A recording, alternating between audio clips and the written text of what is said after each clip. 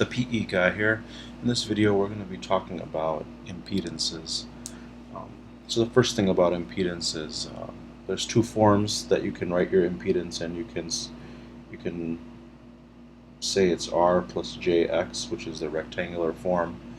You can also say it's the magnitude of Z and then angle theta, which is the angle of Z.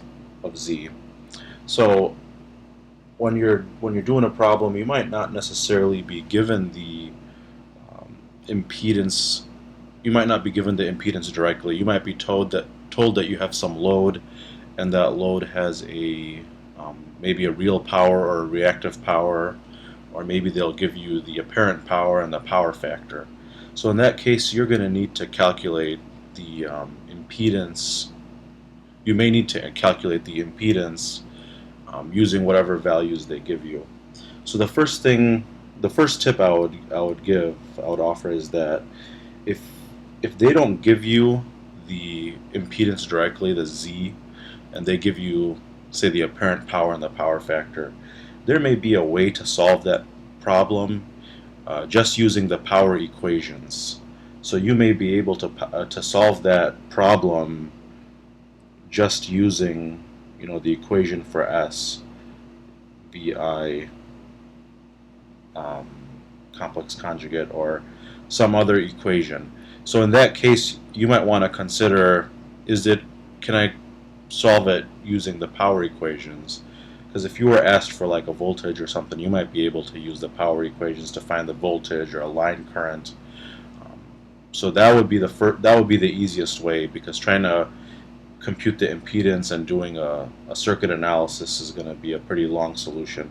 So the first thing is, if you're not given the impedance, then first think, can I solve this using power? And if you can't solve it using power, then you might need to calculate the impedance. So if you need to calculate the impedance, there's a few things. First, you need to understand that impedance is always always single phase. You don't have a three-phase impedance, right? So even if you had let's say it's a Y connected load, and it's balanced, right? It's balanced. You would still have, each of these would be a Z, right? And if it was, say, delta connected, we could probably say this is ZY.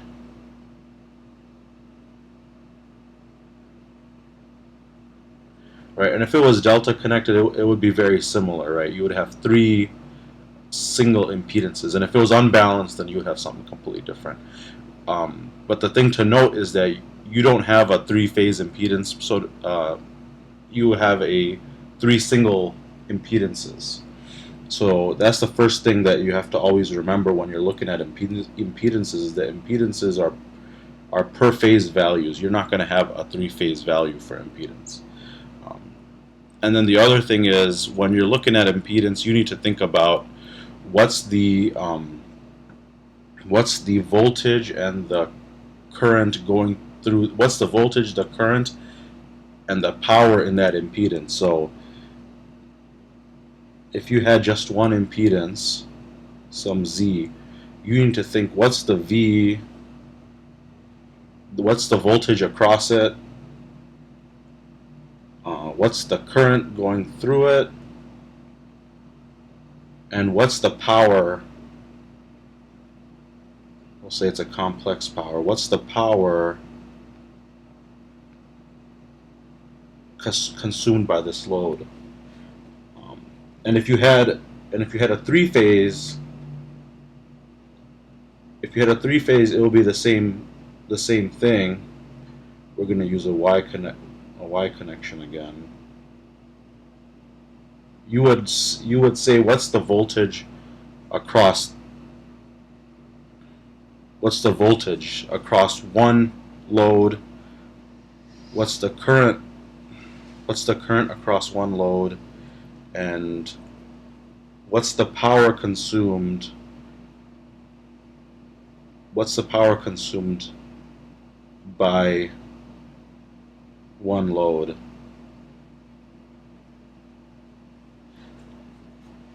So one thing to note here is that if you were given a value that was a three-phase value, so I mean this is more common with motors, but if you had like a motor that draws 3,000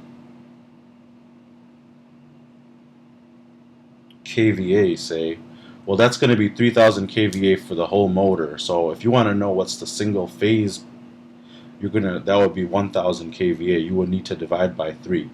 So that's one thing to remember. Or if they tell you that you have um, a three-phase heater or a three-phase capacitor or something, you need to divide by 3. Okay, so let's get into the equations. Um, so suppose you're given so first we're going to talk. You're given an S, and this is the magnitude of S and a power factor. And what you want is the Z, the complex Z. So the way you would calculate that is you would say that this is equal to the V squared over S, and then you have the angle, we're going to call it delta. And then this would also be equal to S divided by I squared angle delta. And we're going to talk about how to calculate delta a little bit later. And the things to note is that this S is, all these are absolute values. So you got the V is just the magnitude, the I, these are all absolute values. And then the other thing to note is that the V is the V that's actually across that single load. So if it's a single phase problem, obviously it's not a big deal. But if it's a three-phase problem, you need to think, is it Y connected? If it's Y connected, then that V is the phase voltage, and that I is is also the phase current. And if it's delta connected, then the V is going to be the line-to-line voltage, and the I is going to be the phase current. So that's just one thing to note about that. Okay, so how do we calculate this delta? So the delta is going to be equal to, angle delta is going to be equal to the cosine inverse of the power factor. Now this equation works if you're a lagging load, and that's for an inductor. Now one tip is you could just use this equation alone and not have the lagging part of it. But for me, it's easier just to write lagging, and I only use this equation if it's lagging in an inductor. Now, if I had a capacitor, if I knew that it was a capacitor, then I would say that I would use this equation. I would use the minus cosine inverse of the power factor. And in my equation sheets, I would make sure I write this. Because when you get the power factor,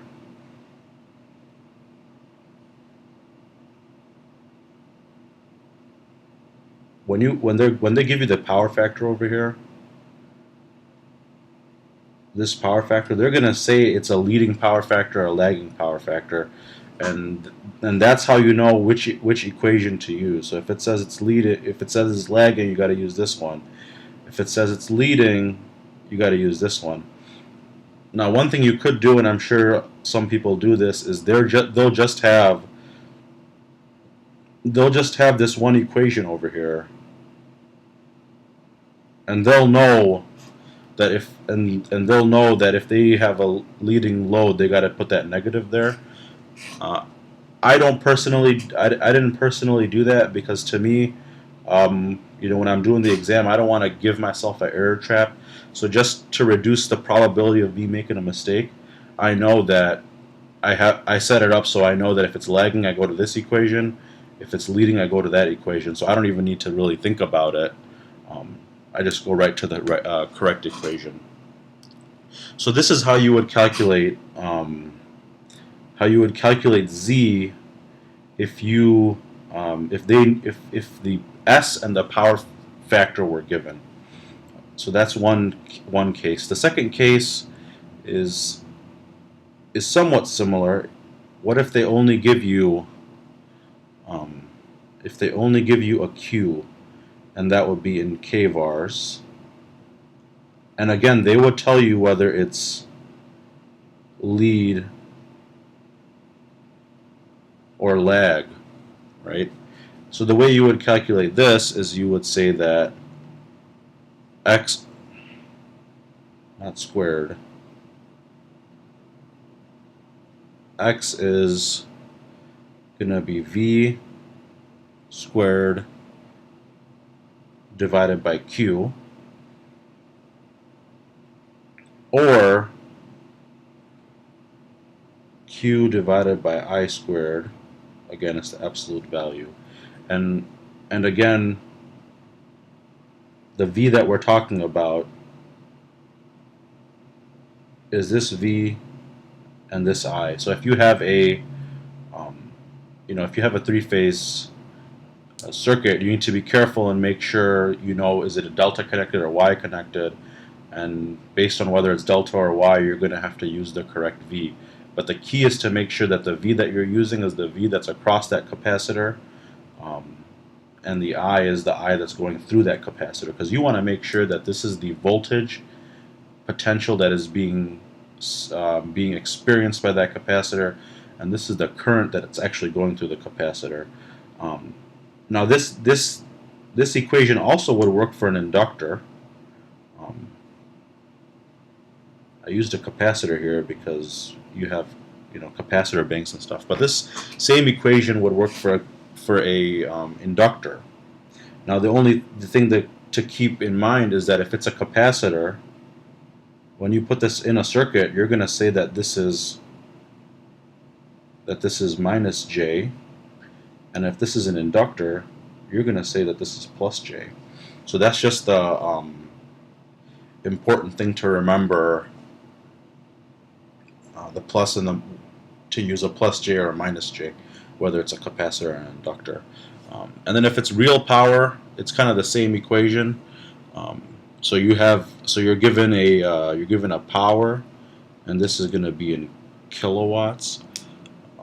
So if you want to know what is the resistance, you would use the V squared, again, absolute value, the magnitude, divided by P, or you would use P divided by I squared. And since this is a resistance, there's no leading or lagging. And the same thing applies for this resistor. You want the voltage across it and the current through it. Okay, so then the next thing we're going to talk about is a little bit different. It's what if you know what your X is and you want to calculate what is your capacitance. Now this comes this is very important when you're doing power factor correction problems, because once you know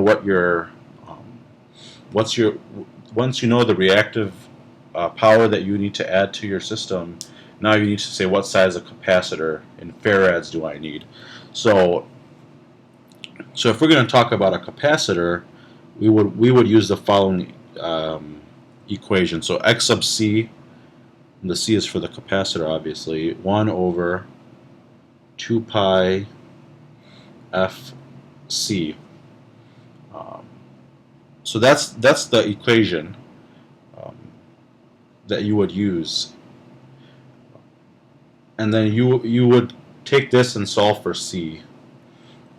And I'm not going to go through that. I'm sure you guys can figure it out. There's another equation, and that's 1 over omega C. Now I would recommend that you not use this equation, because this is kind of an error trap. We know that F is 60 hertz in the US, right? So we would use this equation because we know because F is given as 60 hertz. Now you can use this omega C, but you would need to convert your F into omega, and doing that is kind of an error trap, because if you forget to do that, then you're going to get the wrong answer. So I would recommend you just stick to 1 over 2 pi FC.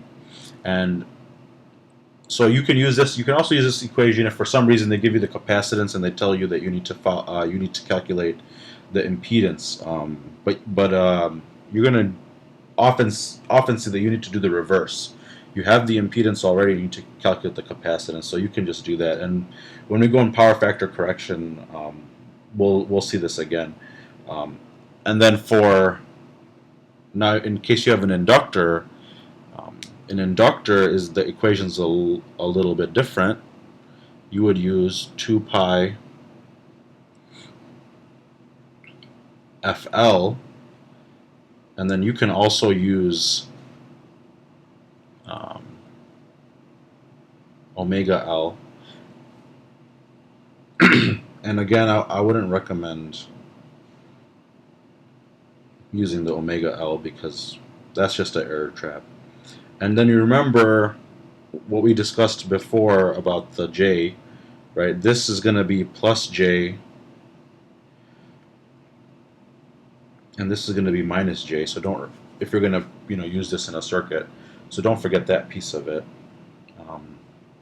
The third thing I want to kind of discuss is if you had, let's say, a Y connected load, and most likely you'll actually have it in the reverse. So you'll have a delta connected load, and let's say this is Z delta, and this is Z delta, it's balanced, Z delta, and then you have a ZY, you have a ZY.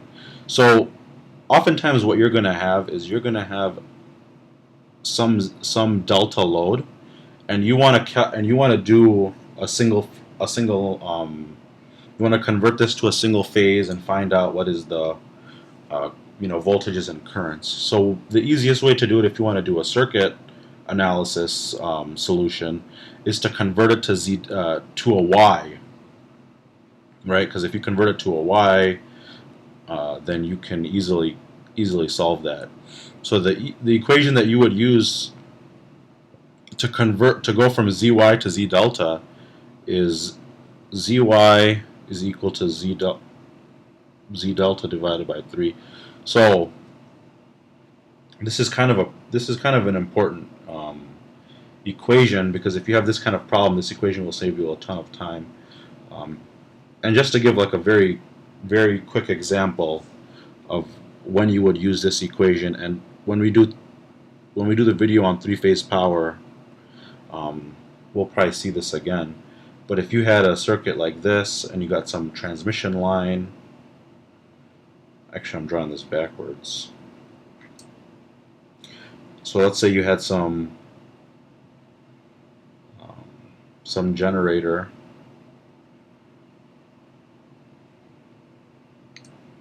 I can't draw today unfortunately. So let's say you had some, well, let's just say it's a Y connected generator.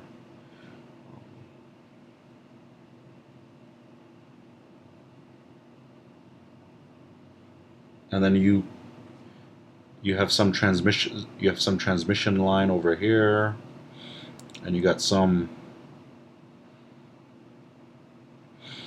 load over here, and this load is delta connected. Right, and then you have this over here, and then you got that, right? So let's just connect this thing over.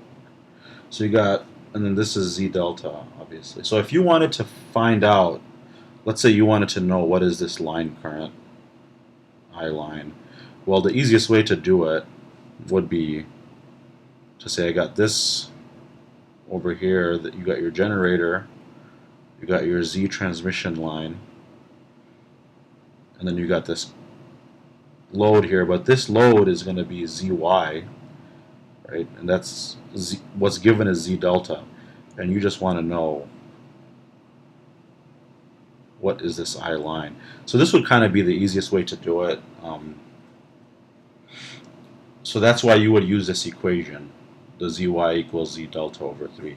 Now when we do three-phase power, we're going to look at this a little bit more in detail. So that's all that I wanted to discuss in this video. See you guys next time.